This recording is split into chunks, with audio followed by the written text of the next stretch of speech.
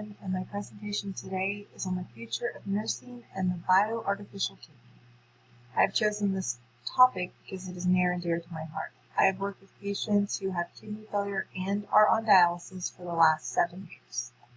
According to the latest U.S. Renal Data System annual data report, more than 660,000 Americans are being treated for kidney failure, also called end-stage renal disease or ESRD. 468,000 of the patients are on dialysis. Each year, over 89,000 people with end-stage renal disease die. Only 35% of patients are still alive 5 years after starting treatment. For patients who receive a kidney transplant, the 5-year survival rate is over 80%. End-stage renal disease is a medical condition in which the kidneys no longer work properly. The leading cause is diabetes, followed by hypertension. Currently, there are 2 treatment options for patients with ESRD, and that is dialysis and kidney transplant. Dialysis is needed when your own kidneys can no longer take care of your body's needs. Dialysis helps by waste and extra water, which prevents them from building up in the body. Dialysis helps with electrolyte balance by keeping safe levels of potassium, sodium, and bicarbonate. And dialysis helps to control blood pressure. Dialysis can be done in a hospital setting, in a dialysis unit, or at home. There are 2 types of dialysis, hemodialysis and peritoneal dialysis. Hemodialysis uses an artificial kidney, called a dialyzer, that removes waste and extra fluid from the blood. The patient has an access called a fistula or a graft. The blood is pulled from the arterial line and sent through the dialysis system, and the clean blood is then returned to the patient through the venous side.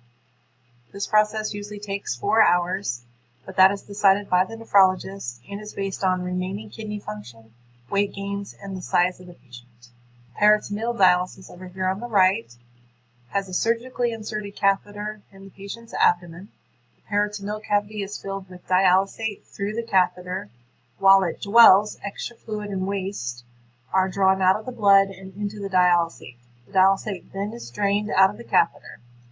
Treatment frequency and duration of dwell times are decided by the nephrologist. Kidney transplant is a surgical procedure to place a healthy kidney from a living or deceased donor into a person whose kidneys no longer function properly. All ages of patients can receive a kidney transplant if they are healthy enough for an operation. Before the patient receives a transplant, they must first complete a medical and psychosocial workup. Average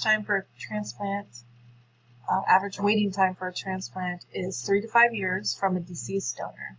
It is often hard to find a donor match, and then there's a lifetime of immunosuppressant drugs. Compared to dialysis, these patients have a better quality of life, lower risk of death, fewer dietary restrictions, and a lower treatment cost. Unfortunately, there's a short supply of donor organs, and an alternate solution is needed. Right now, dialysis is a short-term solution, and it does not replace all the functions of a normal kidney. Dialysis is also costly. In the United States, approximately $31 billion is spent each year to treat kidney failure. The bioartificial kidney was developed by a team of scientists at the University of California, San Francisco. It is a small implantable device about the size of a coffee cup.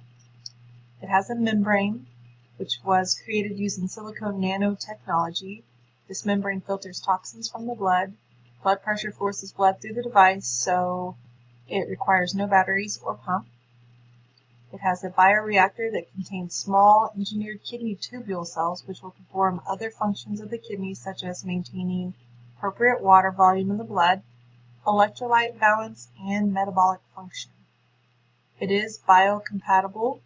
It attaches to the circulatory system and removes toxins to the bladder as waste. It requires no anti-rejection medication. The bioartificial kidney processes blood 24 hours a day, so patients are no longer tied down to a machine. Clinical trials will be completed by the year 2020, and the device will be available for patients. I'm really excited for its release. It will change the future of dialysis nursing for sure. Right now, the survival rate for a patient starting dialysis after 5 years is only 35%. and I do not like those odds. The bioartificial kidney will improve the quality of life of patients with kidney failure, and it will reduce the costs associated with this disease.